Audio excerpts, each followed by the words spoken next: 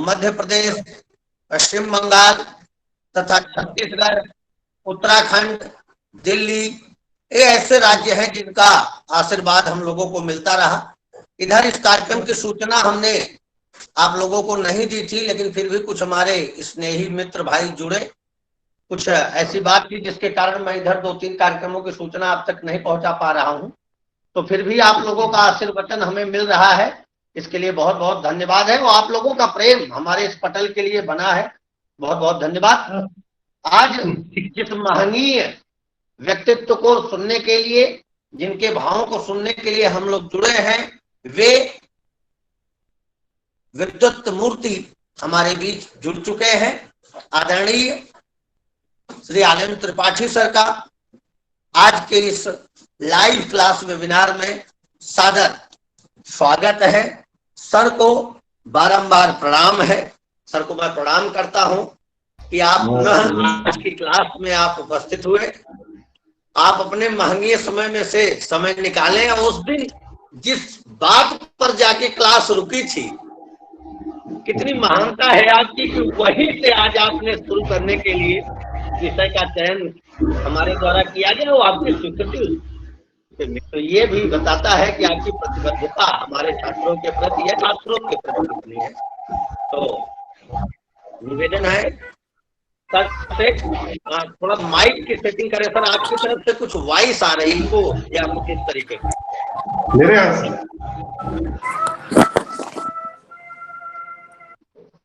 नहीं, वो कहीं दूसरे जी मेरे यहाँ से आ रही थी। जी जी जी एकदम क्लियर आवाज है। आप बिल्कुल क्लियर आवाज है। सभी जितने भी छात्र हमारे साथ जुड़े हैं, सभी छात्र ही जुड़े हैं हमारे साथ, तो सभी छात्रों को सर का पुनः परिचय कराने की मुझे आवश्यकता नहीं है। सभी बच्चे परिचित हैं सर से और बड़े अच्छे से परिचित हैं। सर की क्लास के पश्चात सभी कह रहे थे कि सर जो पढ़ाते हैं तो लगता है कि एकदम पड़ोस के कि कोई गुरु जी जो साथ में स्कूल जाते हैं वो इतना व्यवहारिक पक्ष बताते हैं। तो मैं अपने छात्रों को बता दूं कि सर भी हमारे बीच से हैं और सर का स्नेह आशीर्वचन बड़ा प्रेम से हम लोगों को मिलता है। जबकि आप ऐसी जगह पे हैं, 10-5 सालों से ऐसे जगह पर आप अपनी सेवाएं प्रदान कर रहे हैं जहां हिंदी या इन व्यवहारिक शब्दों को छोड़कर आप अंग्रेजी या अन्य भाषाओं पर विशेषज्ञता अपनी व्यक्त करते होंगे, लेकिन इसके पश्चात भी आप अपनी उस मदर टंग को इतनी शालीनता, इतनी सहजता, इतनी विद्वत्ता से हमारे बीच रखते हैं। इसके लिए आपका बहुत बहुत धन्यवाद है। मैं ज्यादा समय नहीं लूंगा, सर का समय बड़ा बहुमूल्य और कीमती होता है। तो मैं आज के विषय को एक बार सर को स्मृत करा दूं कि दिव्यांगता के कारण पर आज आपकी विद्वत्ता हमारे मध्य आनी है।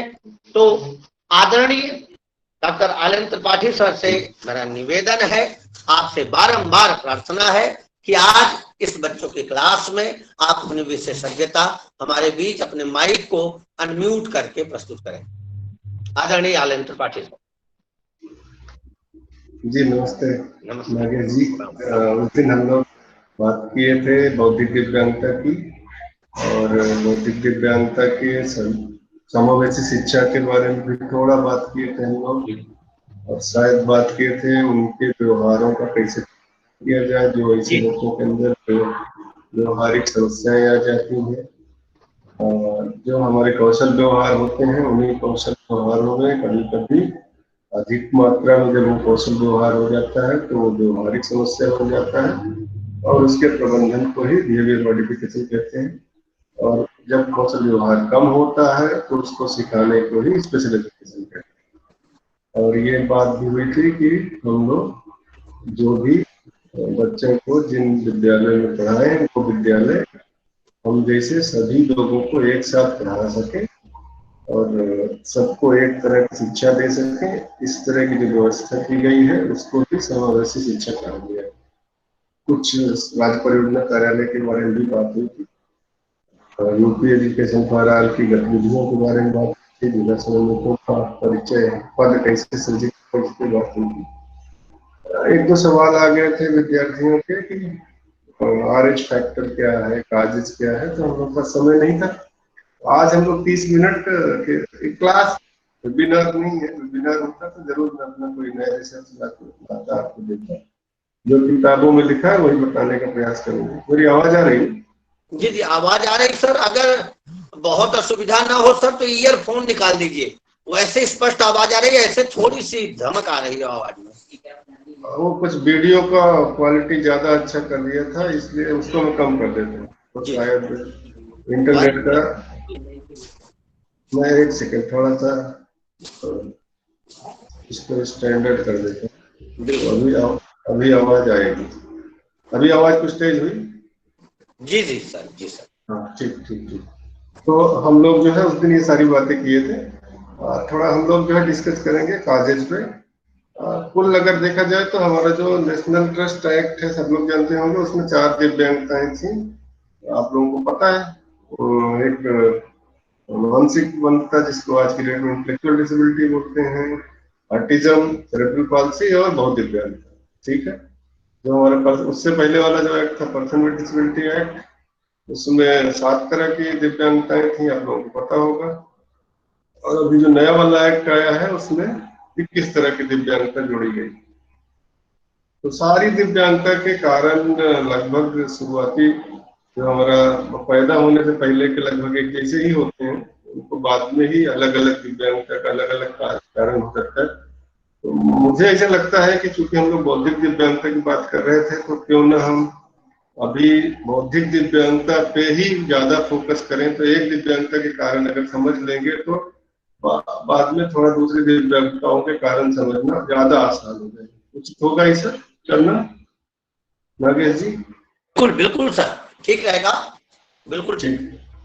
तो बौद्धिक दिव्यांगता आप लोग पढ़ चुके हैं, समझ चुके हैं। अगर बौद्धिक दिव्यांगता का देखा जाए तो बौद्धिक दिव्यांगता के बच्चों को ये एक बहुत जटिल एवं चुनौतीपूर्ण समस्या है। इसका कोई उपचार नहीं है, कोई दवा नहीं है, और आजीवन रहने वाली समस्या। अगर 2011 की जनगणना में देखा जाए तो करीब करीब 16 लाख बच्चे या पर्सन विथ इंटेलेक्चुअल डिसेबिलिटी पाए गए थे, 16 लाख के आसपास, जो कि जनगणना थी। उसको हम बिल्कुल एक ऑथेंटिक डॉक्यूमेंट है, लेकिन अगर NIMH जो हमारा अभी NIEPID कहलाता है, अगर उसका बहुत पुराना सर्वे देखा जाए तो वो लोग बोलते थे करीब 2 से 2.5% लोग जो है मानसिक मंद है, तब जब मानसिक मंदता बोला जाता था। तो अगर 2 से 2.5% मानसिक मंद लोग थे, तो ऑब्वियसली जो 2011 की जनगणना है वो कहीं मैच नहीं करती।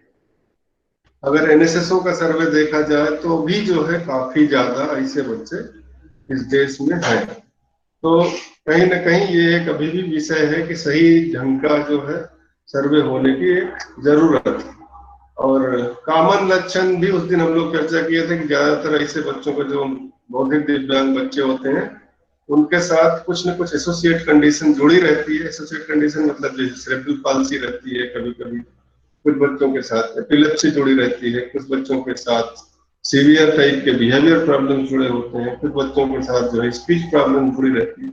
इस तरह के कुछ काम, कुछ के साथ विजुअल इंपेयरमेंट जुड़ी रहती है, कुछ के साथ हियरिंग इंपेयरमेंट जुड़ी रहती है। तो ऐसे कुछ ना कुछ एसोसिएटेड कंडीशंस भी इन बच्चों के साथ, ऐसे लोगों के साथ जुड़ी रहती है। और ज्यादातर इन लोगों को शारीरिक रूप से देख के पहचानने का ऐसा कोई बहुत क्राइटेरिया नहीं बना है अभी तक, लेकिन उनके जो सामाजिक क्रियाकलाप है उनके आधार पे हम उनको कुछ लक्षण बता सकते हैं। जैसे ये पढ़ाई में पीछे रहते हैं, इनका कम्युनिकेशन एबिलिटी कम रहती है। उस दिन हम लोगों ने चर्चा किया था, दिनचर्या के कार्य बहुत ही कुशलता से नहीं कर पाते हैं, दूसरों की तरह नहीं कर पाते हैं, इनका विकास बहुत धीमा होता है। ज्यादातर ऐसे बच्चे पैदा होते समय नहीं रोते हैं, डिलेड रहता है उनका बर्थ प्राइम। दिनचर्या के कार्यों पे दूसरों पर निर्भर रहते हैं, घुलने मिलने की समस्या में कमी रहती है। जैसे मैं आपके साथ कोशिश कर रहा हूँ घुलने मिलने की, इनको बहुत टाइम लगता है। कम उम्र के बच्चों की तरह हमेशा हरकत करते रहते हैं। कुछ लोगों का जो है कुछ फिजिकल कैरेक्टरिस्टिक्स होता है, जैसे उनका सर बड़ा है, छोटा है, इस तरह बहुत कम लोग पाए जाते हैं। और इन लोगों ऐसे बच्चों का अटेंशन स्पान, कंसंट्रेशन स्पान भी बहुत कम होता है। जैसे अभी हम लोगों का ये जो ऑनलाइन क्लास चल रहा है, इसमें मान के चलिए 30 से 40 मिनट का एक आदमी का कंसंट्रेशन स्पान रहता है। लेकिन अगर किसी बौद्धिक दिव्यांग बच्चे को बैठा दिया जाए तो हो सकता है 5-10 मिनट के बाद ज्यादा सुनना बंद कर। तो ऐसे बच्चों के साथ इस तरह की दिक्कतें होती हैं। लेकिन कारण जो है, जो अगर देखा जाए तो इन ऐसे बच्चों के बेसिकली दो तरह के कारण, एक है वातावरण के कारण जिसको हम नॉन जेनेटिक कारण बोल सकते हैं, और एक कारण हो सकता है जेनेटिक। जेनेटिक मतलब जो एक पीढ़ी से दूसरी पीढ़ी में आता है। तो जो वातावरण वाले कारण है ये करीब करीब 33% है। मतलब 33% बच्चे जो बौद्धिक दिव्यांगता से ग्रसित होते हैं वो वातावरण में ऐसा कुछ हो जाता है, उसके चलते ऐसे बच्चे होते हैं। लेकिन 66% के आसपास, करीब करीब 2/3 बच्चे ऐसे होते हैं जिनका हमको कारण ही नहीं पता है, कहीं ना कहीं एक पीढ़ी से दूसरी पीढ़ी में आता है। एक पीढ़ी से दूसरी पीढ़ी में आने को भी रोका जा सकता है बहुत सारे तरीकों से, और जो वातावरण के काजेज हैं उनको भी हम लोग रोक सकते हैं। तो आज हम लोग कोशिश करेंगे उन काजेज पे चर्चा करने की। ये क्लासरूम है, आप बिल्कुल मेरे से अगर जहां पे लगे कि यहाँ पे लगता है कि पूछना चाहिए। मेरा आवाज आ रहा है साफ साफ नागेश जी? जी सर। नागेश जी? हाँ जी हाँ। सर। फिर मेरी आवाज आ रही ना? हाँ स्पष्ट आ रही सर। हाँ हाँ। तो अगर कहीं पे भी लगता है किसी को कि यहाँ पे रोक देना चाहिए और सवाल आ गया है कोई दिमाग में, तो बिल्कुल पूछ लीजिएगा। मैं विद्यार्थियों से कह रहा हूँ, नागेश जी को नहीं, नागेश जी को तो आता है। तो आप बिल्कुल निसंकोच मुझसे पूछिएगा, ठीक है? तो अगर हम देख रहे हैं कि जेनेटिक कुछ काजेज होते हैं, कुछ जो है नॉन जेनेटिक काजेज होते हैं। तो ढेर सारे काजेज होते हैं। जैसे जेनेटिक काजेज में ट्राइसोमी 21 होता है, एंजलमैन सिंड्रोम होता है, विलियम सिंड्रोम होता है, स्मिथ मेनिंजिस सिंड्रोम होता है, फ्रेजाइल एक्स सिंड्रोम, तमाम मेडिकल नाम है। फिनाइल कीटोन्यूरिया, ये मेटाबॉलिक डिसऑर्डर्स होता है, लाइसोसोमल स्टोरेज डिसऑर्डर होता है, मोनोजेनेटिक नॉन सिंड्रोमिक डिसऑर्डर्स होते हैं, राइट सिंड्रोम होता है, स्मिथ मेनिंजिस सिंड्रोम होता है, ट्राइडर विली सिंड्रोम होता है। ढेर सारे जेनेटिक काज होते हैं जिनको हमारा और आपका काम नहीं, क्योंकि हम लोग डॉक्टर नहीं, ठीक है? तो इनको क्यों होता है वो हम चाहें तो थोड़ा सा रोक सकते हैं। बाकी हमारा जो वातावरण वाले काज हैं उस पे हम लोग थोड़ा ज्यादा काम कर सकते हैं। और जैसे मैंने पहले बताया कि ऐसे बच्चों का एक बार अगर हो गए तो फिर उसका कोई और इलाज नहीं है। वो ऐसे ही जीवन उनका, अगर वो इंटेलेक्चुअली डिसेबल्ड है तो इंटेलेक्चुअली डिसेबल्ड ही रहेंगे। तो हमारा जो मेन उद्देश्य है आज की क्लास का कि हम वो वाले काजेज का पता कर लें जिनको हम रोक सकते हैं। अगर हम मोटा मोटा डिसाइड कर लें कि जीवन को उनके जीवन को 3 भागों में बांट लें। एक तो जब वो पेट में होते हैं मां के, एक जब वो पैदा हो जाते हैं, और एक वो समय जब वो पेट में नहीं होते हैं, मतलब माँ के पेट में बच्चा है ही नहीं है। उस समय ऐसी क्या क्या चीजें हैं जिनको हम रोक दें तो, या न करें तो ऐसे बच्चे नहीं होंगे। जैसे एक उस दिन भी विषय आया था माँ का एज। तो माँ का एज अगर जो है 18 साल से कम है तो भी ऐसे बच्चों के होने के चांस हो जाते हैं। उसका जेनेटिक काज होता है, क्रोमोसोमल डिसऑर्डर होता है, जो हम अभी फ्रेजाइल एक्स सिंड्रोम जिसका बात कर रहे थे, या टर्नर सिंड्रोम होता है। वो 18 साल से पहले अगर माँ का प्रेगनेंसी हो जाती है तो आप अगर देखे होंगे पहले उत्तर प्रदेश में शादी, अभी तो शादी एक बार में हो जाती है, मतलब आप बारात गए और उस दिन जाके ले आते। पहले एक बार शादी होती थी, फिर गौना होता था, फिर रौना होता था, ऐसा होता था ना। मैं ज्यादा बुजुर्ग वाला बात तो नहीं कर रहा हूँ, लोगों को तो पता है ना कि पहले। जी सर जी, कहीं कहीं अब भी चलता है, कहीं अभी कहीं है। अच्छा, तो पहले क्या होता था? पहले बाल विवाह होता था, ज्यादातर लोगों का शादी अर्ली एज में हो जाती थी। अब अर्ली एज में शादी हो जाती थी तो जो उनके ब्राह्मण होते थे, मैं किसी जाति को बहुत प्रमोट नहीं कर रहा हूँ कि ब्राह्मण बहुत अच्छे व्यक्ति थे या दूसरे जाति के लोग खराब थे, ऐसा नहीं था। जो ब्राह्मण होते थे, जो जिनसे हम पूजा कराते थे, शादी कराते थे, वो थोड़े पढ़े लिखे होते थे और उनके पास कहीं ना कहीं कुछ योग्यता होती थी। तो वो लोग ये कैलकुलेट करते थे कि इस बिटिया का उम्र 18 साल का तो देखते थे, किसी का बोलते थे नहीं भैया तीसरे में गौना होगा, मतलब 3 साल बाद ही गौना होगा। किसी को बोलते 5वें में गौना होगा, मतलब 5 साल बाद गौना होगा। किसी का 7वें में होता था। वो इस तरह से सेटिंग करते थे कि वो बिटिया की उम्र देखते थे कि वो 18 साल पूरी हो रही है कि नहीं हो रही गौना के समय। ठीक है, तो कोशिश करते थे कि किसी की 18 साल से कम उम्र न हो और जो उनकी डिलीवरी हो वो 18 साल के बाद। तो इस चीज को हम रोक सकते थे और अभी भी हम चाहें तो रोक सकते हैं, क्योंकि 1000 में से ऐसे माओ के 4 बच्चे जो है कहीं ना कहीं किसी न कुछ सिंड्रोम लेके पैदा होते हैं। तो हमारे और आपके माथे में तो लिखा नहीं है कि हमारा वाला होगा या आप वाला होगा। तो कोशिश की जाए कि 18 साल से पहले माँ प्रेग्नेंट ना हो। अगर शादी हो भी गई है तो प्रेगनेंसी एटलीस्ट 18 के बाद। ठीक है, एक आप देखेंगे 35 ईयर्स के बाद, उस दिन भी हम लोग बात कर रहे थे। 35 ईयर्स के बाद जो अगर देखें माँ का एज का, तो करीब करीब 17% ऐसी फीमेल्स हैं जिनके जो डिलीवरी होती है वो 35 साल के बाद। और जो 35 साल के बाद जो 1000 अगर कुल बच्चे पूरे देश में पैदा होते हैं, तो उसमें से करीब करीब 53 बच्चे जो है ये 35 साल के बाद की उम्र वाली माँ लोग पैदा करते हैं। और वो 53 बच्चों में से ज्यादातर बच्चे डाउन सिंड्रोम होते हैं, जिनको हम कह सकते हैं 1000, अगर टोटल 1000 होते हैं बच्चे एक साल में, अरे एक टाइम पे सारी उम्र की माओं का, तो उसमें से करीब करीब 1.5 बच्चे जो है डाउन सिंड्रोम होते हैं, जिसको हम ट्राइसोमी 21 भी बोलते हैं। वो भी एक क्रोमोसोमल डिसऑर्डर होता है। और साल भर में ऑल अराउंड अगर हम जो है इंसिडेंस रेट देखें भारत का, तो करीब करीब 37,000 जो है ऐसे बच्चे डाउन सिंड्रोम वाले पैदा हो रहे हैं भारत में। क्यों? क्योंकि माँ की उम्र जो है 35 से ज्यादा थी। अब उसका बहुत ज्यादा मैं आपको मेडिकल काजेज नहीं बता पाऊंगा कि ट्राइसोमी 21 कैसे होता है। मेरा काम है आपको खाली ये बताना कि 35 साल के बाद अगर बच्चे होते हैं तो ऐसा हो सकता है। ट्राइसोमी 21 क्यों होती है, इसके लिए फिर आपको थोड़ा सा मेडिकल पढ़ना पड़ेगा। तो अगर मेडिकल पढ़ने का मन है तो फिर हमें लगता है ज्यादा टाइम लग जाएगा। तो सिर्फ इतना अगर हम समझ लें कि 35 साल के बाद अगर बच्चे न हो तो डाउन सिंड्रोम के बच्चों को बचाया जा सकता है। डाउन सिंड्रोम बच्चे तो आप लोग देखे होंगे, ढेर सारे बच्चों को देखा होगा। आप में से किसी ने देखा डाउन सिंड्रोम बच्चे? किसी ने देखा? मैं नाम किसी को पूछूं? विकास पांडे जी, विकास पांडे जी सुन रहे हैं? तो टाई वाई लगा के हाँ बैठे हाँ हुए। हाँ, डाउन सिंड्रोम बच्चे देखे हैं? सर, उनके लक्षण थोड़ा बहुत जानते हैं।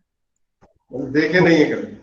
देखे, मतलब देखे हैं सर, लेकिन उनका जो लक्षण नहीं होता है नहीं, चलिए चलिए, मतलब आप लोग जानते हैं। रोय डाउन्स करके एक रिसर्चर थे, उन्होंने खोजा था, इसलिए डाउन्स का सिंड्रोम बोलते हैं।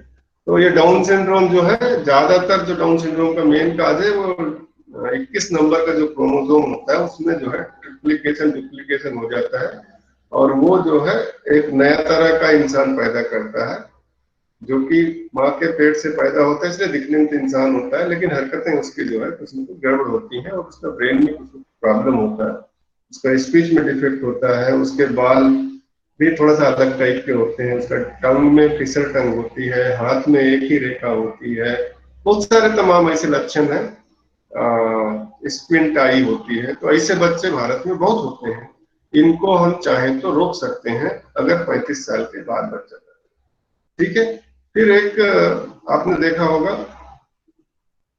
साउथ इंडिया में, हमारे जो नॉर्थ इंडिया है उसमें करीब करीब 1 से लेके 4% के आसपास, लेकिन साउथ में करीब करीब 40 से 50% के बीच में जो शादियां होती हैं वो रिश्तेदारी में शादी है। जैसे हमारे पहले लोग बोलते हैं ना कि एक गोत्र में शादी मत करो, तो हम लोग नहीं करते थे, हमको नहीं पता था क्यों मना करते थे। गोत्र का मतलब होता है हम उस ऋषि की संतान है, हम उस ऋषि की संतान है, मतलब कि हमारा खून एक देश है। और जनरली जो गोत्र लोग बोलते थे ना, हिंदू धर्म में एक बार बोलते थे, मैं बार बार हिंदू धर्म बोलता हूँ तो किसी को बुरा तो नहीं लग जाता भैया, अगर मैं किसी दूसरे धर्म की बुराई नहीं करता, लेकिन क्योंकि ये एक ऐसा इस्टेब्लिश्ड धर्म है जिसकी तमाम चीजें लिखा पढ़ी में ढेर सारी बुक मिलती है। दूसरे धर्म का सिर्फ एक बुक है, उसमें इस तरह की बातें नहीं की गई। तो इसलिए मैं बोल पाता हूँ। तो किसी को ऐसा कुछ तकलीफ होती है तो मैं नहीं बोलूंगा, उदाहरण ना दूंगा। नागेश्वर जी, नागेश जी, कोई बात नहीं सर, कोई बात नहीं, ठीक है। जो तो रेफरेंसेज है वो तो दिए ही जाएंगे। तो हमारे जो आप देखते होंगे कि एक बोलते हैं 7 जन्म तक साथ निभाएंगे, ऐसा करके बोलते हैं। तो अगर आप देखेंगे कि जो हमारा गुणसूत्र है, मतलब जो ब्लड का, जिसको डीएनए बोलते हैं, डीएनए, हमारा जो डीएनए है वो अगर पुत्र होता है तो वो बाप का करीब करीब 95% डीएनए लेके आता है, और पुत्री होती है तो वो करीब करीब 50% लेके आती है। ठीक है। तो अगर मान के चलते हैं, हमारा भारत जो है हमेशा लड़कियों को प्राथमिकता देता था, लड़की हमारे लिए देवी की तरह थी। तो अगर जो है उसको हम इस तरह से मान लेते हैं कि हमारा 7 पीढ़ियों तक कंटिन्यूअस 7 पीढ़ियों तक लड़कियां होंगी, तो 7वें पीढ़ी में जाके हमारा वो गुणसूत्र खत्म हो जाता है, अरे हमारा वो डीएनए खत्म हो जाता है। 50 से 25, 25 से ऐसे कम होते होते, लेकिन अगर लड़का होता गया तो वो डीएनए कंटिन्यू होता रहता है और अनवरत कंटिन्यू हो जाता है। वो 5% का जो ह्रास है वो ह्रास नहीं रहता। तो इसीलिए कुछ लोग बोलते हैं हम 7 जन्म तक साथ निभाएंगे, मतलब वो ये मान के चलते हैं कि उनकी कंटिन्यूअस पुत्रियां ही पैदा होंगी। और कुछ लोग कहते हैं नहीं, हम हमेशा साथ निभाएंगे, मतलब कि उनका पुत्र भी बीच में पैदा होंगे। तो अगर पुत्र ही आपके डीएनए को अनवरत लेके जाता है, तो हम ये मान के चल रहे हैं कि जो भी हमारे ऋषि मुनि थे उनका जो खून है वो हमारे अंदर है, और वही हमारे अंदर गोत्र है। इसीलिए कहा जाता था कि एक गोत्र में शादी मत करो। लेकिन साउथ में अगर आप देखो तो वहां पे करीब करीब 40 से 50% के आसपास जो पॉपुलेशन है वो एक खून में शादी कर लेती है, जैसे मामा भांजी के साथ शादी कर लेता है। ऐसे दूसरे कुछ धर्मों में भी आप देखेंगे तो ऐसी शादियां हो जाती हैं। अब इन शादियों से नुकसान क्या होता है? इन शादियों से एक तो नुकसान ये होता है कि दे आर द कैरियर, वो लोग क्या होते हैं, एक बहुत बड़े कैरियर होते हैं आपके तमाम तरह की बीमारियों को आगे वाले जनरेशन में पहुंचाने के लिए। ठीक है। जब हमारा खून एक ही जैसा होता है तो ऑटोमेटिकली हमारा जो है वो खून कैरियर बन जाता है, और उससे करीब 17 से 30% जो सिकल सेल डिजीज होती है वो ड्यू टू ये कैरियर के चलते होती है। मतलब एक माँ बाप से दूसरे बच्चे में वो आ जाते हैं। जैसे थैलेसीमिया है, आपका सिकल सेल एनीमिया है, मेटाबॉलिक डिसऑर्डर्स हैं, ये भारत में बहुत ज्यादा हो रहे हैं, और इसीलिए इनको अभी डिसेबिलिटी में इंक्लूड किया गया। जो ब्लड रिलेटेड डिसेबिलिटी 3 तो नीचे की इंक्लूड की गई है अभी 21 में, उसमें थैलेसीमिया है, सिकल सेल डिजीज है। तो ये सारी चीजें क्यों हो रही थी? क्योंकि कहीं ना कहीं हम एक जेनेटिक चीजें दे रहे थे और खून हमारा मैच कर जा रहा था, और खून मैच होने के चलते हम ढेर सारी चीजें अपने अगली पीढ़ी में पहुंचा दे रहे थे। अगर जो है आप देखेंगे साउथ का हो या चाहे नॉर्थ का हो, जहां पे भी कॉन्सेंगुअस शादी हुई, जिसको हम कॉन्सेंगुअस का शादी का मतलब एक ही ब्लड ग्रुप, एक ही खून की शादी, एक ही रिश्ते में शादी, एक ही परिवार में शादी, उसमें तो दिक्कतें आ रही हैं। एक तो जल्दी शादी हो जाती है, कारण भांजी जो है बहुत ज्यादा बड़ी नहीं हुई होती है, मामा बूढ़ा होने वाला होता है, तो शादी हो जाती है। ऐसा होता है, देख आप साउथ में जाओगे तो ऐसा देखोगे, क्योंकि जब उसी परिवार में शादी करना होता है तो कोई एक जो है ज्यादा उम्रदार होता है, और जो लड़की होती है वो जनरली कमजोर होती है। तो अगर उसका उम्र कम है तो ऑब्वियसली वो 18 साल वाला चक्कर आ जाएगा। इसके बाद आप देखोगे उनका बच्चे जल्दी जल्दी हो जाते हैं, क्योंकि उनको किसी तरह का और कुछ अब जानने की जरूरत नहीं होती, वो एक दूसरे को पहले अच्छे से जान रहे होते हैं, और उनका जो है एबार्सन वगैरह भी बहुत कम होता है। तो high rate of postnatal mortality हो जाता है, मतलब बच्चों के जो पैदा होने के बाद मरने का संख्या भी ऐसे लोगों में ज्यादा है, और जो बच जाते हैं उसमें जो है जेनेटिक डिसऑर्डर या कॉन्जेनाइटल माल फॉर्मेशन हो जाते हैं। ठीक है। तो इस तरह की चीजों को हम लोग चाहें तो रोक सकते थे। आपको मेरी बात समझ आ रही है? अगर हमारा जो एक ब्लड ग्रुप कह रहा हूँ, एक ही खानदान में अगर शादी हो गई तो ये कभी कभी हमको नुकसान पहुंचाता है। हमारे अगले जो बच्चे होते हैं वो इंटेलेक्चुअल डिसेबिलिटी या किसी न किसी तरह की डिसेबिलिटी लेके पैदा होते हैं, या तमाम तरह का कैरियर बन के पैदा होते हैं, जो कि जेनेटिक गलत चीजें लेके आ जाते हैं। तो अगर हम चाहें तो एक एक खून में शादी न करें, तो हमारा जो है ऐसे बच्चों से हम बच सकते हैं। तीसरा, आप देखोगे मैंने उस दिन RH फैक्टर की बात की थी। RH का कुछ नहीं है, उस दिन भी मैंने बता दिया था कि अगर माँ का खून जो है निगेटिव है और पिताजी का खून पॉजिटिव है, तो जनरली ऐसी कंडीशन आ जाती है कि जो पहला बच्चा होता है पेट में, उसका भी खून पॉजिटिव हो जाता है। और वो पॉजिटिव होने के चलते माँ का खून निगेटिव है और बच्चे का खून पॉजिटिव है, तो ड्यूरिंग डिलीवरी वो जो माँ का खून है वो पॉजिटिव वाले के प्रति सेंसिटिव हो जाता है, और उस सेंसिटिव होने के चलते वो अपने अंदर एक नई तरह की एंटीबॉडी बनाता है जिसको प्रोटीन बोलते हैं, और वो प्रोटीन पॉजिटिव खून को मारने के लिए बनाता है। लेकिन पहले वाला बच्चा तो ठीक ठाक पैदा हो जाता है क्योंकि उस समय वो प्रोटीन बनी नहीं है। लेकिन जो ही दूसरा बच्चा पेट में आता है तो वो माँ उसको किल करने का प्रयास करती है और उसके साथ लड़ती है। तो ये पता चलता है पहला वाला ठीक ठाक हुआ, उसके बाद सब बच्चे गड़बड़ हो जा रहे हैं।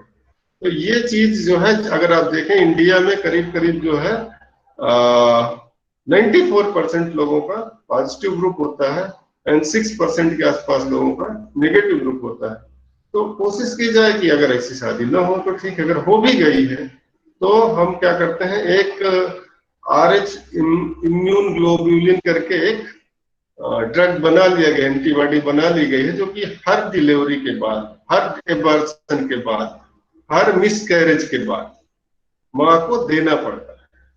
तो अगर आप किसी डॉक्टर के कंसल्टेशन में डिले कर रहे हैं तो ऑब्वियसली डॉक्टर साहब आपको वो जो RH इम्यून ग्लोब्यूलिन बन चुका है इंजेक्शन वो दे देंगे, और वो दे देंगे तो आपका अगला वाला बच्चा ठीक ठाक पैदा होगा। फिर अगला वाला जब पैदा होगा फिर आपको इंजेक्शन लगेगा। तो जितनी बार एबॉर्शन, मिसकैरेज या डिलीवरी होगी, ऐसे केस में जिसमें माँ निगेटिव है और पिताजी पॉजिटिव है, तो RH का दिक्कत आएगी।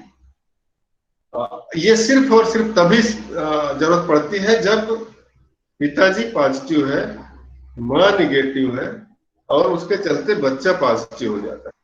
ठीक है, पॉजिटिव मीन्स ब्लड में RH पॉजिटिव की बात कर रहा हूँ। अब जनरली अगर पिताजी पॉजिटिव है और माँ निगेटिव है तो बच्चा पॉजिटिव ही होगा, ये साइंस का रूल है। बच्चा निगेटिव होने के चांस कम है अगर दोनों में से कोई एक पॉजिटिव। अगर माँ पॉजिटिव है, बाप निगेटिव है, तो भी बच्चा पॉजिटिव ही होगा। अगर माँ निगेटिव है, बाप भी निगेटिव है, तो बच्चा निगेटिव ही होगा, तब पॉजिटिव होने का सवाल ही नहीं। और अगर बाप भी पॉजिटिव है, माँ भी पॉजिटिव है, तो बच्चा पॉजिटिव ही होगा। अब माँ निगेटिव है, बाप पॉजिटिव है, फिर भी बच्चा निगेटिव हो जाए, वो चांस बड़ा अजीब है, मतलब साइंटिफिकली करेक्ट नहीं है। वो मुझे नहीं मालूम कैसे हो जाता है, लेकिन हो सकता है।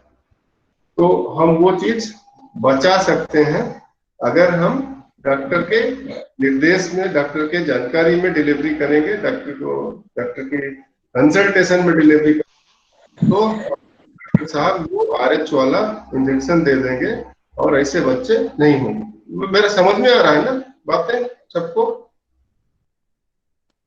जी सर, जी सर, जी sir. Okay okay, thank you.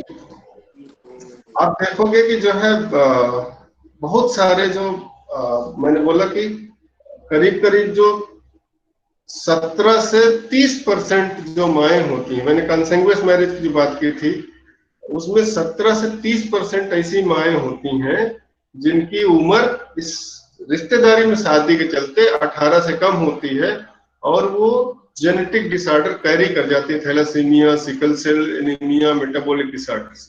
तो रिश्तेदारी में शादी बुरी नहीं है, वो ब्लड एक है, ये एक बुराई है, और दूसरा उसके चक्कर में जो हमारा एज का बाउंड्री है वो गड़बड़ा जाता है। तो उसको रोकना चाहिए। इधर नॉर्थ इंडिया में जो 4% का पॉपुलेशन दिखाया जा रहा है वो ड्यू टू शायद इस्लाम में ऐसा होता है कि कुछ रिश्तेदारी में शादियां होती हैं, उसके चलते होगा। लेकिन साउथ में हिंदुओं में भी बहुत सारी शादियां मामा भांजी में होती हैं, तो वो उसको अभी साइंस पकड़ रही है और धीरे धीरे उनकी प्रॉपर्टी, उनके घर की प्रॉपर्टी उनके घर में ही रहे इसके लिए हो रही थी, तो उसलिए वहां पे अभी उसको रोका जा रहा है। और अभी आप देखोगे कि जो इवन जो आरएच की बात मैंने किया, आरएच का भी जनरली अगर आरएच इंकेपेबिलिटी हो गई है और बच्चा पैदा हुआ है तो बच्चे जनरली पीला बच्चा पैदा होता है, उसका स्किन का कलर पीला होता है, उसको बर्थ में होते ही जॉन्डिस हो जाती है, उसको जो है इंक्यूबेटर या सपोर्ट सिस्टम में रखना पड़ता है। तो इन सब चीजों को बचाया जा सकता था अगर फर्स्ट डिलीवरी के समय हमने वो आरएच इम्यून ग्लोब्यूलिन करके जो इंजेक्शन है वो लिए होते और हम डॉक्टर के कंसल्टेंसी में प्रेगनेंसी डिलीवरी कराए होते।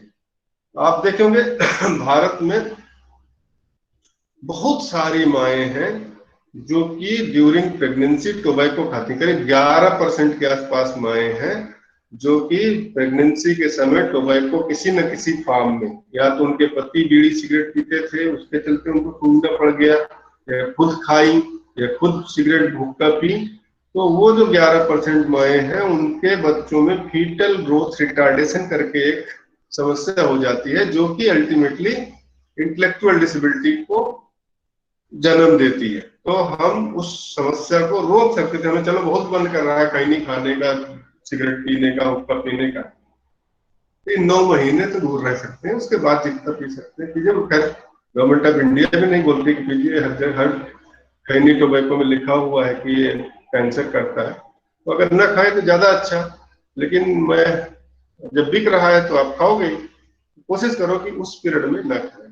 आप देखोगे कि करीब करीब 5% ऐसी माएँ हैं जो प्रेगनेंसी के समय अल्कोहल यूज करती हैं और उससे भी फीटल ग्रोथ रिटार्डेशन होता है। तो ये फीटल ग्रोथ रिटार्डेशन को हम रोक सकते थे अगर हम अल्कोहल न पीते ड्यूरिंग प्रेगनेंसी।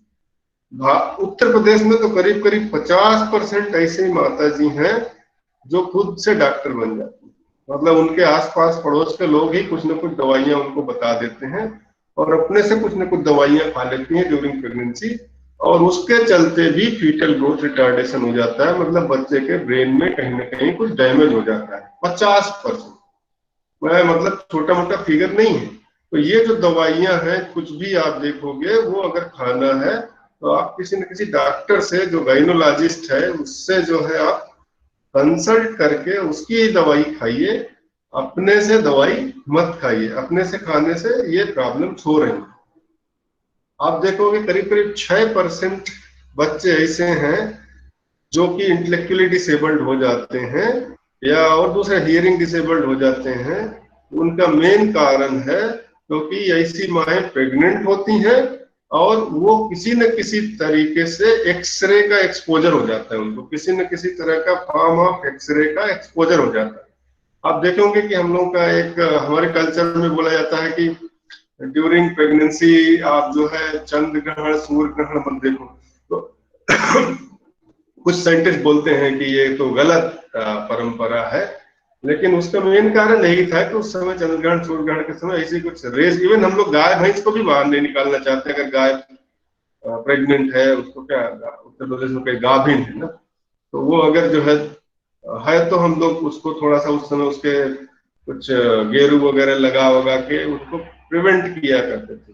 तो अगर माँ प्रेग्नेंट है और किसी कारण से उनका एक्सीडेंट हो गया है तो एक्सीडेंट होने से उनको एक्सरे कराना पड़ेगा, तो वो पहला मंथ है दूसरा मंथ है तो डॉक्टर को भी नहीं पता है, तो बताइए आप एक्सरे टेक्नीशियन को कि मेरे पेट में बच्चा है, अब मेरा पैर टूटा है, अब एक्सरे करो, तो वो कोशिश करेगा उस एरिया को प्रिवेंट करेगा जिससे कि आपके बच्चे का ब्रेन डैमेज न हो। शुरू का जो 1-2 महीना होता है तो आपका बच्चे का साइज चावल के दाने के बराबर होता है।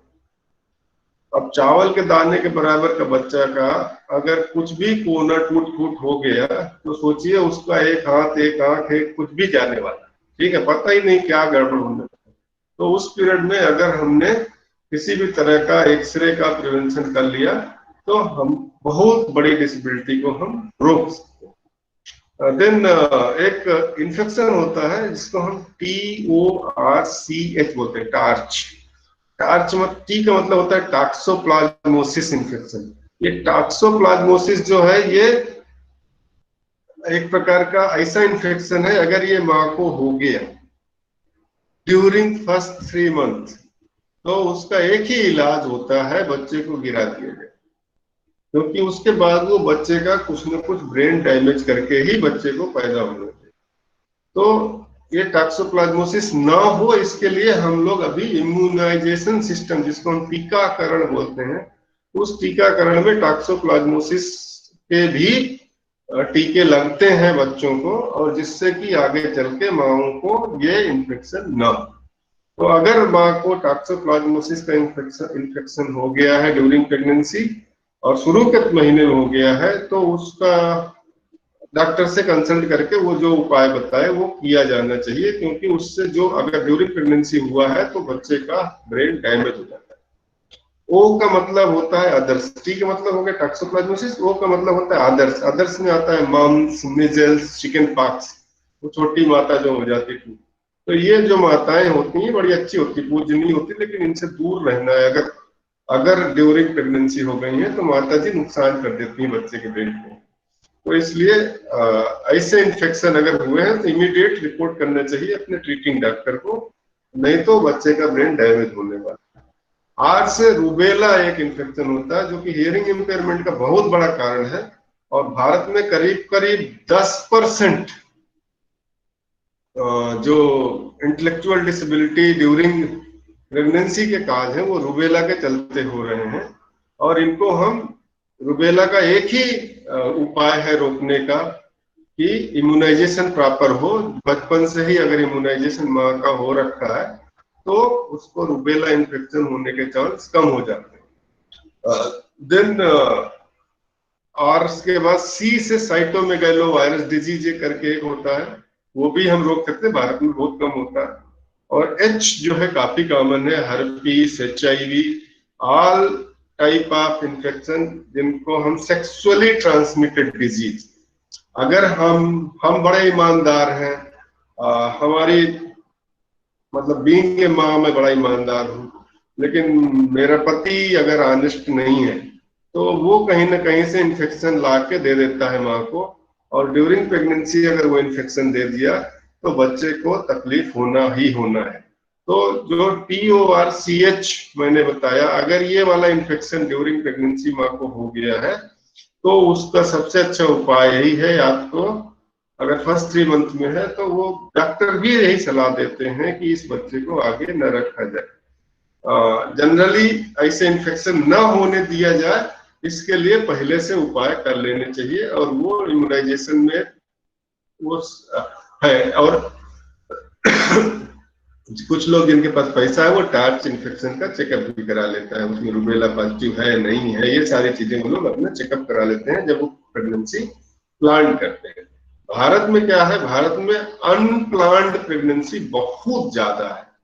अनप्लान्ड प्रेगनेंसी का मतलब होता है कि हमको ये बच्चा नहीं चाहिए था लेकिन फिर भी बच्चा हो गया, और उसके चलते जो बर्थ डिफेक्ट हो रहे हैं वो बहुत ज्यादा हो रहे हैं। अगर उत्तर प्रदेश का देखा जाए तो करीब करीब 22% फीमेल ऐसी होती हैं जिनको किसी भी तरह का एंटीनेटल केयर मतलब जब वो बच्चा पेट में है तो नहीं मिलता है।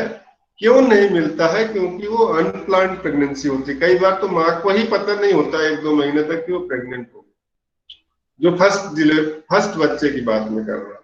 जनरली जो है 10% ऐसे जो है प्रेगनेंसी हो जाती है उत्तर प्रदेश में जो कि मिस टाइम्ड हो जाती है, मतलब उन्होंने जो प्रिकॉशन लिया था वो प्रिकॉशन शायद काम नहीं किया या प्रिकॉशन लिया ही नहीं, और वो नहीं चाहते थे कि अभी बच्चा हो, या उनका जो माँ का एज था वो सही नहीं था। और 11% तो ऐसे हैं जिसमें उनको माँ चाहती नहीं कि वो प्रेग्नेंट हो लेकिन वो प्रेग्नेंट हो जाती है।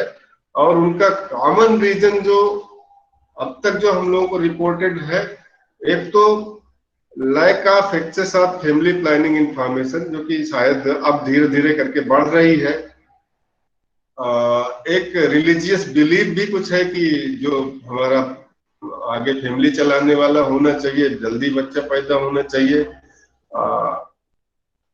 लोगों को शायद जानकारी नहीं है कि मन से अगर, शायद खास करके बाप लोगों को, कि अगर माँ का मन नहीं है उस बच्चे को पालने का तो उस बच्चे में दिक्कत आने वाली है। उनको लगता है कि नहीं, उसका काम ही है बच्चा पैदा करना। तो कभी कभी फोर्सफुली जब वो रिलेशनशिप बनाए जाते हैं और उनको बच्चों को पालना पड़ता है तो भी कहीं ना कहीं कुछ दिक्कतें आ रही हैं। और उनका जो बहुत सारी लड़कियों के साथ अब तो रिपोर्ट हो रहा है, पहले तो रिपोर्ट ही नहीं होता था। मैं कुछ एरिया बताऊंगा आपको, बुरा नहीं लगना चाहिए। आप प्रयागराज का एक जन ब्लॉक है कोराव, मैं खैर मुझे नाम नहीं लेना चाहिए था, ऐसा तो तमाम जगह भी हो सकती हैं, जहाँ पे बहुत सारी ऐसे पर्टिकुलर जाति की फैमिलियां हैं जहाँ पे शादी जब होती है तो जो पहला वाला बड़ा वाला बेटा की शादी हो रही है, उसका वाइफ के साथ जबरदस्ती ससुर का रिश्ता बन जाता है। फिर जो जब छोटे वाले भाई की शादी होती है तो ऑब्वियसली फिर बड़ा भाई का हाथ होगा। तो इस तरह करके जो है वहां पे कुछ ना कुछ चली आ रही थी परंपराएं, अब बंद हो रही हैं। तो जब रेप हो जाता है लड़की का तो ऑब्वियसली वो उस बच्चे को नहीं पालना चाहती। तो कहीं ना कहीं ऐसे बच्चे, उनके ब्रेन डैमेज वाले बच्चे होते हैं। तो हम इन बच्चों को चाहते तो पैदा होने से रोक सकते थे, इस तरह के कुछ नहीं होने देते। देन और तमाम ऐसे जो हाई फर्टिलिटी रेट, जो जिसको बोलते हैं मल्टीपल प्रेगनेंसी। मल्टीपल प्रेगनेंसी क्या होती है? एक माँ लगातार उनका हर साल एक बच्चा हो रहा है। तो मल्टीपल प्रेगनेंसी में क्या होता है, कुछ लोगों का चूंकि उनके पास और दूसरे मोड ऑफ मनोरंजन का कुछ और दूसरा मोड नहीं है, तो उनको ऐसा लगता है कि यही एक सबसे अच्छा साधन है और वो माएँ प्रेग्नेंट हो जाती हैं। तो ऐसे में भी ढेर सारे बर्थ डिफेक्ट होते हैं बच्चों में, जिनको हम चाहे तो रोक सकते हैं, जिनको हम चाहे तो जो है नहीं होने देंगे। क्योंकि ये एक बार इंटेलेक्चुअल डिसेबिलिटी जो है वो एक बार हो गई तो फिर उसको हम कम नहीं कर सकते हैं। बहुत सारी माएँ हैं जो जिनके जो गांव में ऐसे बोलते रहते हैं कि लास्ट मंथ है अब ध्यान दो। तो लास्ट मंथ में तो ध्यान देना ही है, लेकिन शुरू का 3 महीने में ध्यान देने से ज्यादा अच्छा रहता है। Then there are attempted abortion. कभी कभी माएँ जो है नहीं चाहती कि ऐसा बच्चा हो और वो अपने से कुछ अटेम्प्ट कर लेती है, और अटेम्प्ट होने के चलते क्या होता है कि वो एबॉर्शन होता नहीं है और वो बच्चा पल जाता है। तो जब आपने एक बार किल करने का उसको प्रयास कर दिया और वो आपके पेट में ही रह गया तो ऑब्वियसली उसका कुछ न कुछ डैमेज हो गया। तो ये अटेम्प्टेड एबॉर्शन अपने से नहीं करना चाहिए। अगर एबॉर्शन करना ही है तो किसी न किसी स्पेशलिस्ट से मिलकर करना है। कई बार थ्रेटेंड एबॉर्शन एक हो जाता है। थ्रेटेंड मतलब एबॉर्शन धमकी देता है कि मैं आ गया, और एक्चुअल में वो आया नहीं होता है और वो बच्चा पल जाता है और हमको लगता है कि बच्चा गिर गया। तो कई बार वो उस तरह के बच्चे जो है कुछ ना कुछ डेफिसिट लेके पैदा होते हैं, कुछ ना कुछ उनके अंदर कमी हो जाती है। एक और आपने देखा होगा कि माँ बाप में लड़ाई हो जाती है, और लड़ाई में कभी कभी बाप उनके पेट में ऐसी जगह पे मार देता है कि बच्चे का ब्रेन में डैमेज हो जाता है। इस तरह का कोई भी फिजिकल टाइप का जो ट्रॉमा है जिससे कि माँ के पेट में चोट लग जाए और माँ बच्चे को डैमेज हो जाए, ऐसा वाला ट्रॉमा बचाना चाहिए ड्यूरिंग प्रेगनेंसी। कभी कभी इमोशनल ट्रॉमा हो जाता है। इमोशनल ट्रॉमा का मतलब होता है कि हमको ऐसा कुछ घर में हरकत हो गई जिसके चलते हमारा ब्लड प्रेशर अचानक बढ़ गया, या ऐसा कुछ हो गया जिसके चलते हमारा ब्लड प्रेशर अचानक कम हो गया। अब ब्लड प्रेशर बढ़ता कब है? जो हम जैसे चाहते हैं कि ये चीज होनी चाहिए, और अगर जो है वो नहीं हुई तो हमारा ब्लड प्रेशर बहुत डाउन हो जाता है। जैसे मान लो उदाहरण के लिए नागेश जी ने जो है तय किया कि आज सबसे जो आप लोगों का फेवरेट टीचर है, मान लीजिए जो भी आपका विजुअल का कोई भी टीचर होगा, वो आने वाला है पढ़ाने के लिए। और आप सब एक्साइटेड हैं कि वो आएंगे, पढ़ाएंगे और हमको जो है बिल्कुल ऐसा ज्ञान दे देंगे कि हम डीएड के सबसे विद्वान मास्टर बनने वाले हैं। और अचानक उस टीचर की जगह पे कोई दूसरे टीचर हाजिर हो गया तो आपका ब्लड प्रेशर नीचे हो जाता है। इसको तो वो कंडीशन वाला कोई भी ऐसी कंडीशन न लाए जब माँ प्रेग्नेंट हो कि उसको अचानक एक शॉक लगे और उसका ब्लड प्रेशर कम हो जाए, या ऐसा कोई खुशी आ जाए जिससे उसका ब्लड प्रेशर बहुत बढ़ जाए। तो ये जो इमोशनल ट्रॉमा होते हैं ये बच्चे को डैमेज कर देते हैं, और हम ऐसे बच्चों को बचा सकते हैं अगर हम इमोशनल ट्रॉमा ना दें। आप देखे होंगे ये सब तो चीजें हो गई जब माँ के पेट में बच्चा है या नहीं। अभी ड्यूरिंग बर्थ जब बच्चा पैदा हो रहा है उस समय भी बहुत सारी चीजें होती है, जैसे कार्ड अराउंड नेक होता है, जो आपका प्लेसेंटा जो है वो माँ के गले और बच्चे के गले में ऐसे ऐसे ऐसे ऐसे घूमा रहता है। तो जो जो बच्चा पैदा होता जाता है वो प्लेसेंटा उसको कसता जाता है, और कभी कभी वो ड्यूरिंग बर्थ वो मर जाता है। तो उसको हम रोक सकते हैं कैसे? अगर माँ का प्रॉपर अल्ट्रासोनोग्राफी वगैरह हो रखा है तो वो जनरली जो गाइनोलॉजिस्ट है वो बोलती है ये वाली डिलीवरी जो है सिजेरियन होगी, मतलब हम पेट फाड़ के बच्चा निकालेंगे। और अगर नॉर्मल डिलीवरी करेंगे तो ऑब्वियसली वो बच्चे का डेथ होने का चांस हो जाता है, या बच्चे में बर्थ हिपॉक्सिया हो जाएगा, मतलब वो कस देगा, बच्चे को सांस लेने में दिक्कत हो जाएगी, फिर डिलेड बर्थ ट्राई हो जाएगा। डिलेड बर्थ ट्राई वैसे भी कई बच्चों में हो जाता है, जरूरी नहीं कि कार्ड अराउंड नेक के चलते ही हो। तो अगर डिलेड बर्थ ट्राई हुआ मतलब बच्चा जो पहली बार रोता है तो सबसे पहला चीज वो क्या करता है, रो के वो सांस लेता है। उसका जो पहला सांस लेता है वो रो के लेता है। और अगर उसका सांस उस समय जब वो एकदम छोटा सा बच्चा है उस समय अगर 1 मिनट के लिए रुक गया तो सोचिए उसका कितना कुछ डैमेज हो जाएगा। तो गांव के जो दाई वगैरह है वो क्या करती है, उसको पीट पीट के रुलाती। उसका रोना उतना जरूरी नहीं होता है, उसका जरूरी है सांस लेना। तो इसीलिए अगर वो हॉस्पिटल में है तो ऑब्वियसली उसको तुरंत ऑक्सीजन सपोर्ट उसको दिया जाएगा, लेकिन अगर वो रुला के उसको ऑक्सीजन देंगे तो उसका ब्रेन डैमेज हो जाएगा। इसीलिए बोलते हैं कि अस्पताल में बच्चा पैदा होना चाहिए। उसका मेन कारण ये है कि अगर किसी तरह का कोई बर्थ के समय प्रॉब्लम आ रहा है या कुछ ऐसे सिम्टम दिख रहे हैं तो उसको इमीडिएट दूर किया जा सकता है। फिर कभी कभी बर्थ वेट कम होता है, कभी कभी बच्चों का कलर अच्छा नहीं होता है। तो इन सारी चीजों को जो है इमीडिएट अगर उसको, जिसको हम अर्ली इंटरवेंशन बोलते हैं, वो अगर शुरू का 2 साल में बहुत सारी चीजें अर्ली इंटरवेंशन से रोकी जा सकती है। मीन्स हम उनका फर्दर डिले जो मेंटल डैमेज हो रहा है, शुरू का 2 साल में मेंटल डैमेज खूब होता है जितना भी जो, क्योंकि शुरू का 2 साल में वल्नरेबल डेवलपमेंट होता है। शुरू का 2 साल में इतना बेहतरीन तेजी से डेवलपमेंट होता है। और शुरू आप तो विजुअल के विशेषज्ञ हो, जो हियरिंग वाले हैं वो बताते हैं कि शुरू का 2 साल में मान लीजिए बच्चा 2 वर्ड्स 1 वर्ड्स फ्रेजेस जो बोलता है वो इतना मीनिंगफुल होता है कि हमारे इन सेंटेंसेस से ज्यादा बेहतर होता है। जैसे मान लो मुझे नागेश जी को कहना है कि नागेश जी माइक म्यूट कर दीजिए, तो नागेश जी माइक म्यूट करेंगे। मुझे बोलना है नागेश जी माइक म्यूट ना करिए, तब नागेश जी माइक को अनम्यूट करेंगे। मुझे बोलना है नागेश जी मुझे माइक म्यूट करना है, तो भी तब नागेश जी मेरा माइक जो है म्यूट कर देंगे। लेकिन वो जो 2 साल वाला बच्चा है वो खाली इतना बोलेगा माइक म्यूट, और नागेश जी, उसकी अम्मा, उसके आसपास के लोग समझ जाते हैं कि वो म्यूट करने के लिए बोल रहा है, कि अलेन जी का म्यूट करने के लिए बोल रहा है, नागेश जी का म्यूट करने के लिए बोल रहा है। रिश्तेदार को पानी चाहिए तो भी बोलता है मम्मा पानी, और मम्मी समझ जाती है कि रिश्तेदार को पानी देना है। उसको पानी नहीं चाहिए तो भी बोलता है मम्मा पानी, और मम्मी समझ जाती है कि पानी नहीं चाहिए। उसका 2 वर्ड इतना मीनिंगफुल होता है, द वे ही कम्युनिकेट। तो 2 साल का जो बच्चा शुरू का जो डेवलपमेंट होता है वो बहुत वल्नरेबल डेवलपमेंट होता है।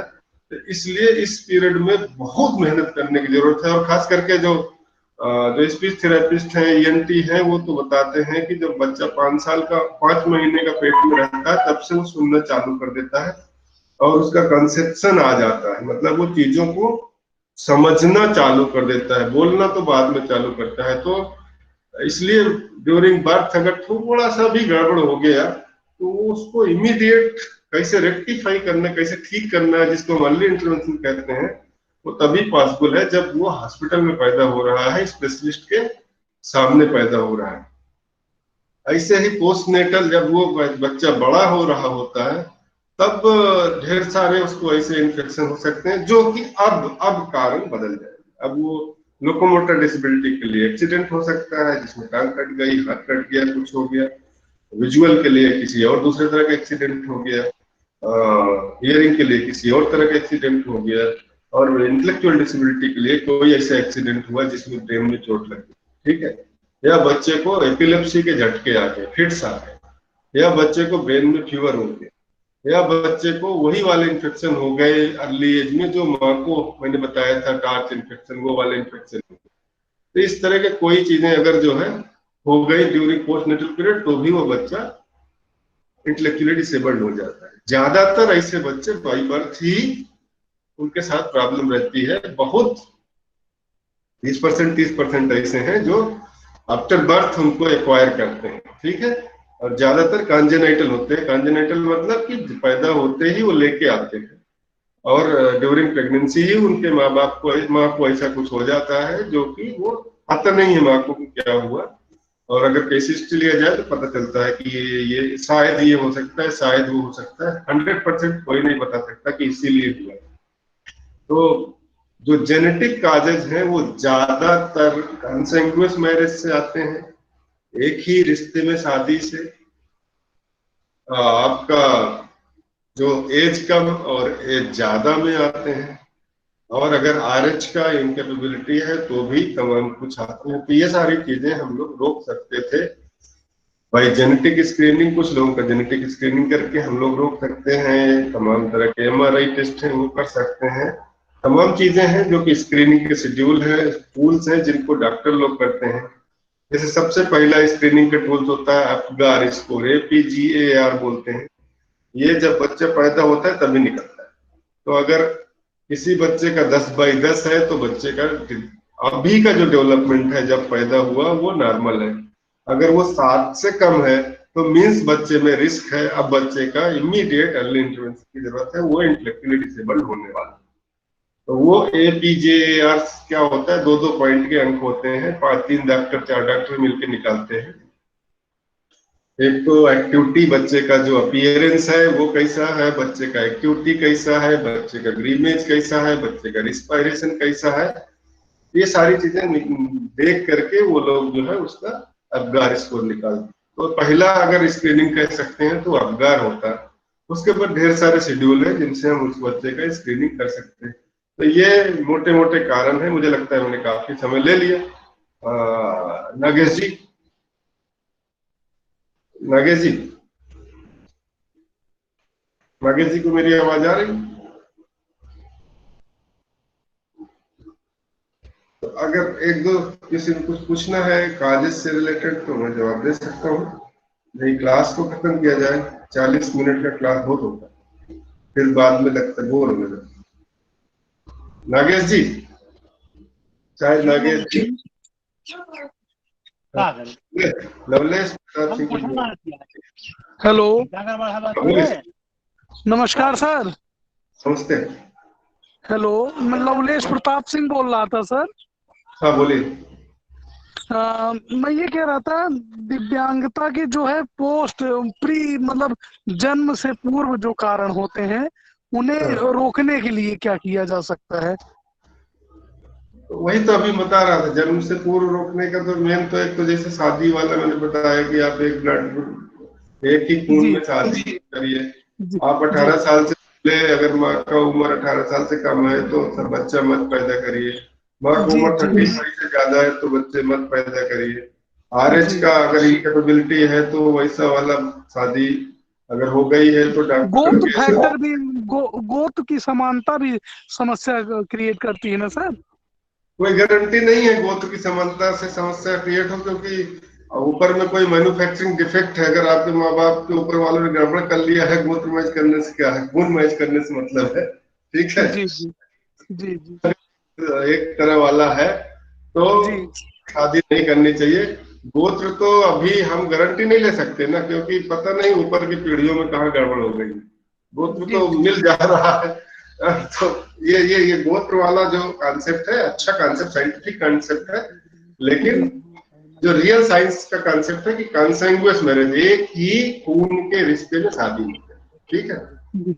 जी जी हमारा, मेरी धन्यवाद। वाइफ, मेरी जितनी सगी रिश्तेदार होगी उतने ही मेरे बच्चों में प्रॉब्लम होने के चांस ज्यादा है।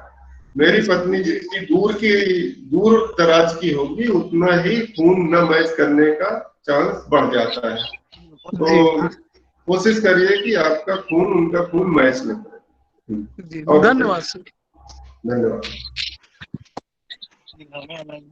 तो अभी खत्म करें नागेश जी। जी सर, नागेश जी। अगर किसी का नागेश, कोई और प्रश्न है तो सर से, कोई हमारा छात्र या कोई विशिष्ट जन, विद्वत जन, कोई इस संदर्भ में कोई प्रश्न है तो आप सर से पूछ सकते हैं। मेडिकल टर्म्स भी है तो सर क्लियर करेंगे, उससे कोई बात नहीं। अगर किसी का कोई प्रश्न है। हेलो, गुड आफ्टरनून सर, मैं प्रीति बोल रही हूँ। बोलो सर एक भैया। बार आरएच का कॉन्सेप्ट क्लियर कर दीजिए प्लीज। अच्छा, तो आरएच का बहुत साफ सुथरा कॉन्सेप्ट है कि हम लोगों का जो ब्लड ग्रुप होता है, इसके साथ एक पॉजिटिव या निगेटिव साइन लगा होता है, ठीक है। तो जो 94% हमारे देश के लोग हैं वो पॉजिटिव साइन वाले होते हैं, 6% लोग हैं जिनके निगेटिव साइन वाले। निगेटिव साइन का मतलब कोई नुकसान नहीं हो गया, पॉजिटिव साइन का मतलब कोई बहुत बड़ा फायदा नहीं है। पॉजिटिव साइन का मतलब है उसके अंदर रिसस प्रोटीन है, निगेटिव साइन का मतलब उसके अंदर रिसस प्रोटीन नहीं। ये जो रिसस प्रोटीन होती है वो बिना प्रोटीन वाले ग्रुप्स की दुश्मन होती है।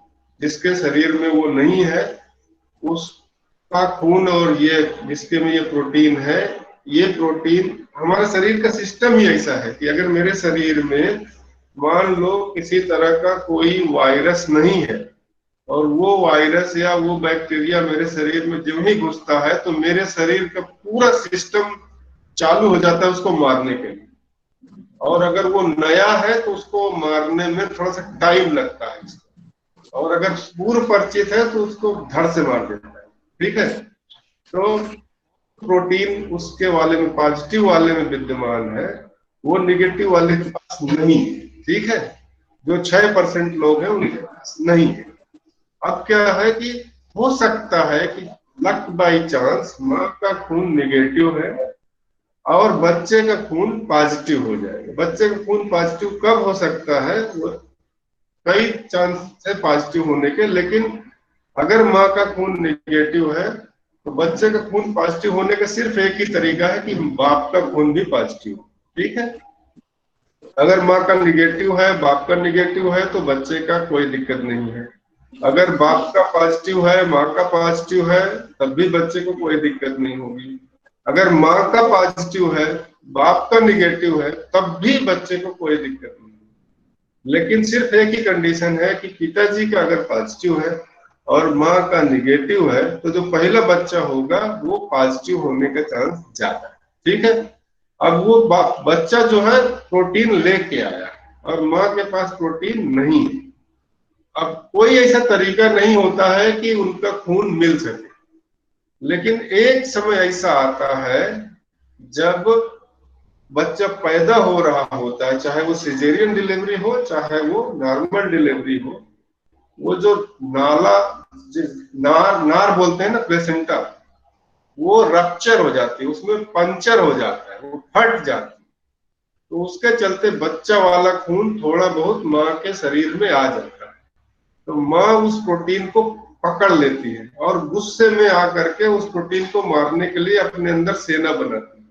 लेकिन वो खून वाला लड़का जिसने वो प्रोटीन जिसके अंदर थी वो तो बाहर आ जाता है, तो उसको नहीं मार पाती, लेकिन सेना तैयार कर लेती।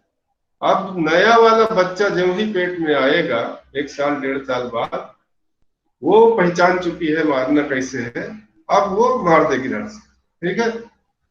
जो ही आएगा वो मारना चालू कर देगी, अगर मार ले गई तो ठीक है, नहीं तो कम से कम अधमरा तो कर ही देगी।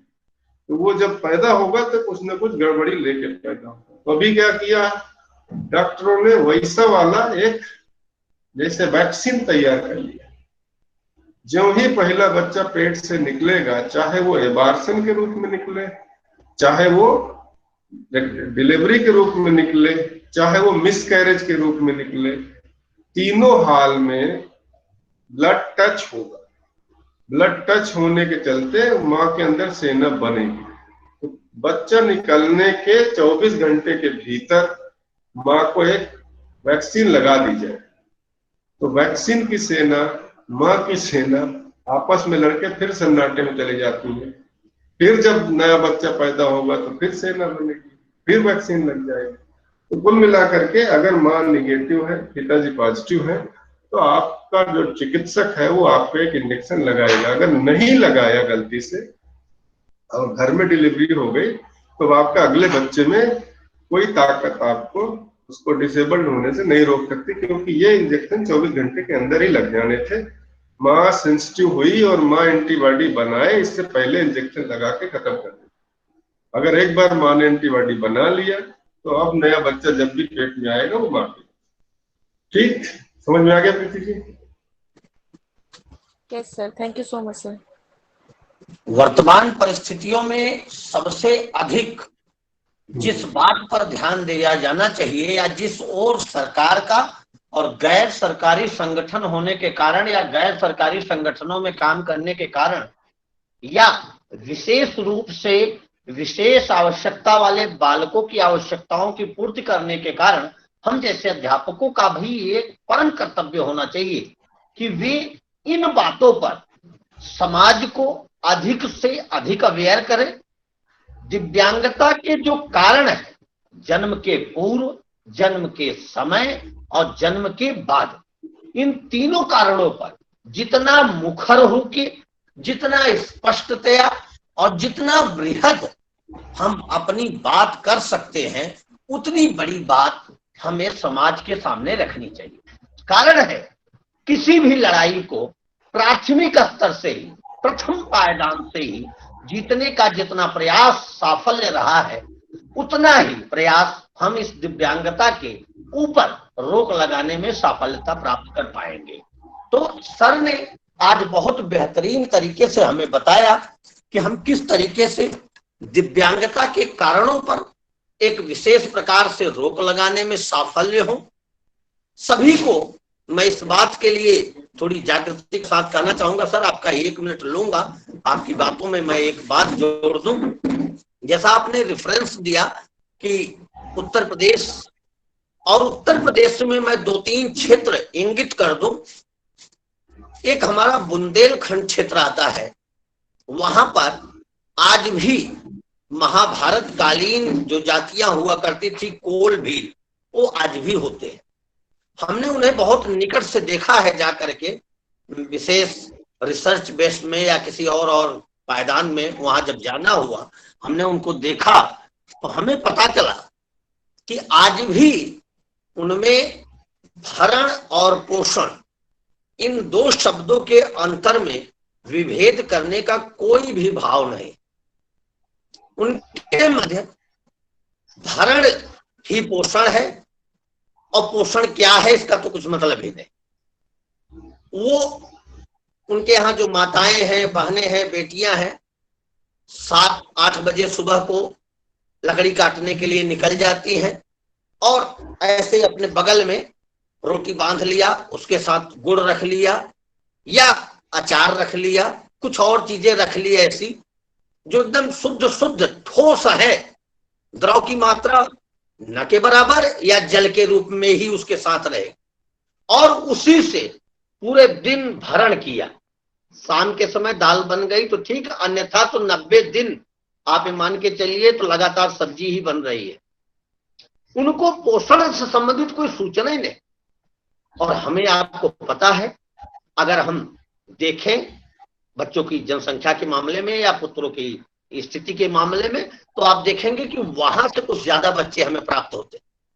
अब ऐसी स्थिति में एक ऐसी भयावह परिस्थिति दिखाई देती है कि जब माँ का उचित भरण पोषण ही नहीं हो रहा, तो बालक में दिव्यांगता का आना, बालक का कुपोषित होना, ये तो सब सामान्य सहज हो गया। और आप देखेंगे एक बड़ा आश्चर्यजनक आंकड़ा है और एक बहुत आश्चर्यजनक स्थिति है। मैं रिकॉर्डिंग है उसमें ये बात कह रहा हूं, उत्तर प्रदेश सरकार द्वारा, जिले की सरकार द्वारा, या जो वहां शासनिक प्रशासनिक लोग हैं, या हम जैसे लोगों के द्वारा उन्हीं एरिया में सेंसिटाइजेशन किया जा रहा है जहां पर सोशल मीडिया पहुंच पा रही है, या उन एरियो में हम जा रहे हैं जहां चलन क्रिया के लिए साधन संपन्नता है। ऐसी एरिया में हम नहीं जा रहे। 3-4 बहाने भी एकदम हेडिंग करके हम लोग सामने रखते हैं, वे हमारी बात नहीं सुनते, वे हमको समझते नहीं, उनकी भाषा हमें नहीं समझ में आती, हमारी भाषा उन्हें नहीं समझ में आती। ऐसे ही 3-4 हेडिंग हम लोगों ने बना के रखे। अब आपके माध्यम से जो आप चीजें बताएं, उस माध्यम से मैं उस बुंदेलखंड के एरिया में रहने वाले लोगों को आपके सामने रखकर, और हमारे बीच में पाए जाने उन लोगों को जिनमें पोषण और भरण, इन दोनों शब्दों में विभेद और इन दोनों की आवश्यकता प्रतिपूर्ति का भाव नहीं समझ है, ऐसे लोगों के लिए मैं इस पटल के माध्यम से सभी छात्रों से, अपने सभी प्यारे बच्चों से एक निवेदन करना चाहूंगा, किसी एक व्यक्ति को भी अगर आप जन्म लेने से पहले, मीन्स मैं कहना चाह रहा हूं किसी भी माता अथवा किसी भी बहन के जब गर्भ में कोई शिशु आता है, उससे पहले ही अगर उसको पूरी प्रक्रिया के बारे में किसी भी तरीके से हम आप अवेयर कर पाए, किसी भी बिटिया को अवेयर कर पाए, तो दिव्यांगता के निवारण में यह हमारा आपका बहुत बड़ा सहयोग होगा।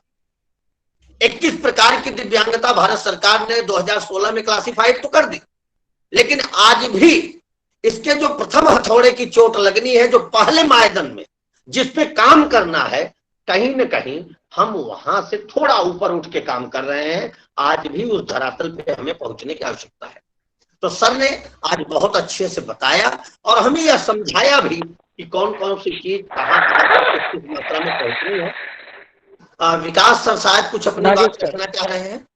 जी जी जी विकास सर। जी सर, सुन रहा हूँ जी, कुछ रखना चाह रहे हैं क्या? बिल्कुल सर। सबसे पहले आलेंद्र सर को मेरा प्रणाम। सर ने बहुत ही सजे ढंग से और बहुत अच्छे तरीके से दिव्यांगता के कारणों के बारे में बताया। सर, मेरा एक प्रश्न है और साथ साथ में एक अनुभव भी है जो आपके साथ में साझा करना चाहता हूँ। सर, हमारा कस्टम है, उस कस्टम के अंतर्गत, उस रीति रिवाज के अंतर्गत हम लोगों के यहाँ होता क्या है कि अगर प्रेग्नेंट वुमेन घर में है, तो प्रेग्नेंट वुमेन घर में है और वो बहू होगी, तो होता क्या है कि सबसे पहले हमारे रीति रिवाज में है कि ससुर को खाना खिलाया जाएगा। तो सबसे पहले ससुर को वो बहू खाना बना के देती है, उसके बाद में वो पति को खिलाती है, सास को खिलाती है, परिवार के और लोगों को खिलाती है, और अंत में वो खाना अगर दाल पूरी है, दाल नहीं है, रोटी नहीं है, सब्जी नहीं है, जो भी बचा हुआ है वो स्वयं खाती है। वो प्रेग्नेंट है और उस समय मुझे लगता सबसे ज़्यादा पोषण की आवश्यकता उसे है। तो सर, क्या यह भी दिव्यांगता का कारण बन सकता है क्योंकि उसमें उचित पोषण नहीं पहुंच रहा है? तो ये कस्टम भी कहीं ना कहीं। जी, कस्टम पे मैं क्वेश्चन नहीं उठाऊंगा क्योंकि कस्टम ऐसा कुछ नहीं, कस्टम तो सब घर के अलग होते हैं। बिल्कुल सर। पोषण बहुत जरूरी है। पोषण मैं सोच रहा था कि पोषण वाला तो बहुत कॉमन है, इसलिए शायद उस पर मैं ज्यादा चर्चा नहीं किया। पोषण के बिना तो कुछ फायदा ही नहीं। पोषण अगर नहीं हो, सारी चीजें आपने पालन कर लिया और माँ को सही पोषण नहीं मिला, सही भोजन नहीं मिला, सही जो उसकी जरूरत की चीजें हैं, तो बच्चे को नहीं मिलेगा। ऑब्वियसली फिर बच्चे को, वो जो कुपोषण के शिकार बच्चे होते हैं वो बेसिकली ज्यादातर बच्चे पेट से ही कुपोषित हो जाते हैं। तो रही बात जो आप कस्टम की बात बता रहे हैं, ये सब ऐसे टाइम से बनते रहते। जैसे देखिए, आज से पहले अगर आप इमेजिन करो, आज के पहले, आज से 3 महीना 4 महीना पहले, ठीक है, तो आप मेरे दरवाजे पे आओगे, आप मेरे दरवाजे पे आओगे और घंटी बजाओगे, विकास मिश्रा जी आएंगे, पांडे जी आएंगे, नागेश पांडे जी आएंगे, घंटी बजाएंगे, तो ऐसा हो ही नहीं सकता था कि मैं आपको अंदर न बुलाऊं और चाय न पिलाऊं खिलाऊं। लेकिन आज आप आओगे तो हो सकता है दरवाजे में ही नमस्ते होगा हमारा और आपका, और आप भी बहुत खुशी खुशी वापस चले जाओगे और हमको भी बिल्कुल तकलीफ नहीं होगी कि हम उनको घर के अंदर नहीं बुलाए। हो रहा है ना ऐसा, इस ड्यू टू कोरोना हो रहा है ना। जी सर। तो ऐसे ही गांव में जो कस्टम की आप बात कर रहे हैं, बहुत सारे घरों में मैंने देखा है कि पति पत्नी एक साथ खाते हुए मैंने देखा है। वो पत्नी को खिला रहा है, पत्नी उसको खिला रही है, सास ससुर, और उनको हम लोग कहते थे कि ये बहुत एडवांस हो, ठीक है। और उनके अभी जो सास या जो बड़ा भाई आपको लगता है कि ये सारी चीजें घर में नहीं होने दे रहा है एक साथ खाते हुए, जब वही बाहर चला जा रहा है तो वही दोनों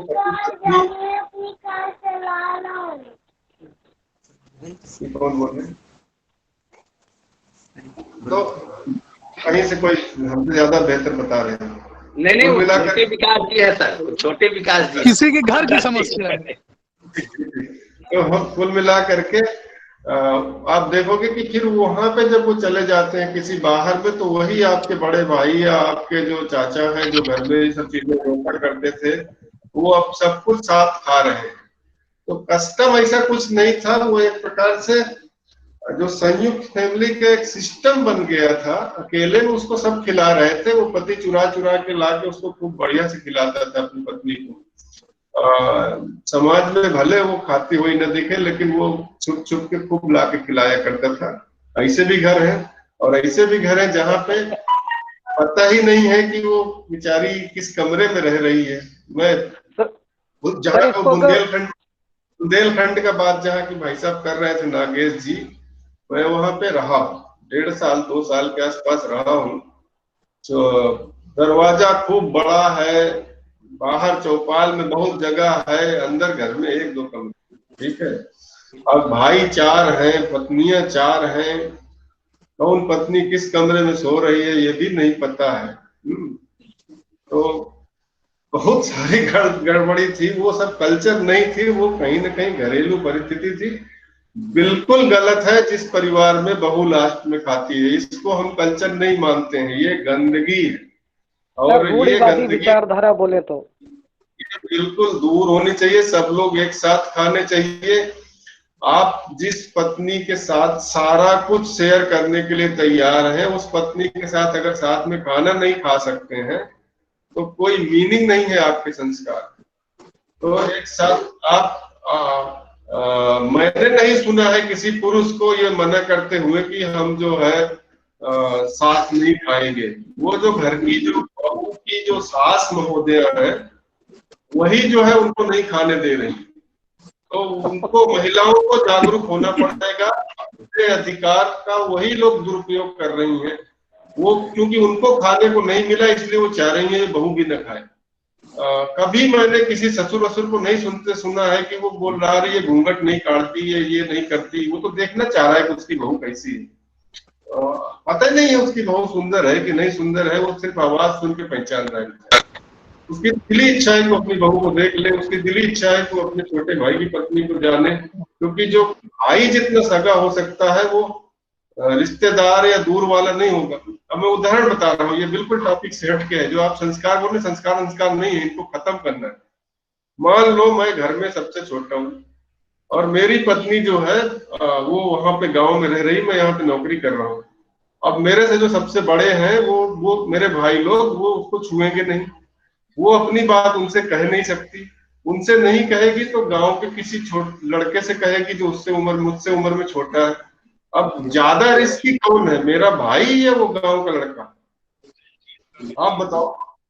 रिस्क किसके साथ ज्यादा है गलत रिश्ते बनने के, वो गांव के लड़के के साथ या मेरे भाई के साथ? मेरा भाई तो सच में मेरी पत्नी को प्रोटेक्ट करेगा, मेरी पत्नी से दूर कर दिया गया मेरे बड़े भाई को, ये कौन सा कस्टम है? ये सारे कस्टम गलत थे, ना ये हमारे कभी हिंदू संस्कार थे और न इनको हम संस्कार मानते हैं। ये कहीं न कहीं किसी एक आक्रांताओं से अपने आप को प्रोटेक्ट करने के लिए इस तरह के पिक्चर आए थे, ये खत्म होने चाहिए, ये गलत है।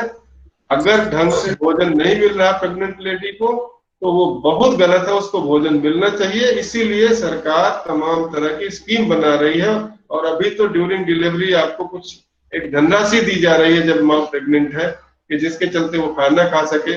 ICDS केंद्र जो खोले गए हैं, आंगनबाड़ी केंद्र, वो केवल और केवल 2 लोगों के लिए खोले गए हैं। एक तो वो जो बच्चे पैदा हो गए हैं वो कुछ खा सके और एक वो माँ को पेट में बच्चा लिए हुए हैं वो कुछ खा सके। तो सरकार बिल्कुल कभी नहीं कहती है कि आप साथ में खाना न खाओ या खाना कम खाओ, खाना ज्यादा खाओ। अगर किसी घर में ऐसा कस्टम है तो उनको बताइए कि बिल्कुल गलत है, पहले वो बहू खानी चाहिए और हम भी खाने चाहिए, साथ में खाना चाहिए। क्योंकि गरम गरम खाने का मन है तो कभी कभी पुरुष भी खाना बना दे, पहला बाद में बनाए, किसी दिन उसको पहले खिलाएं। जी सर, बहुत बहुत धन्यवाद। बिल्कुल आपने बताया कि ये संस्कारिक विषय न हो करके शिक्षा की पहुंच न हो पाना, वहां इस बात को प्रधानता देते हैं। और एक बात को मैं भी बड़ा सपोर्ट करता हूं, यहाँ मेरी बेटियां जुड़ी हैं, उन्होंने कई बार सुना होगा क्लास में, ये जो थोड़ी बिगड़ैल सास वाला मामला है ना, ये लंबे समय से दिक्कत करता चला आ रहा है। शिक्षण प्रशिक्षण हो चाहे दिव्यांगता की रोकथाम हो, ये थोड़ी अड़बंगी सास पे विषय जाके रुकता है।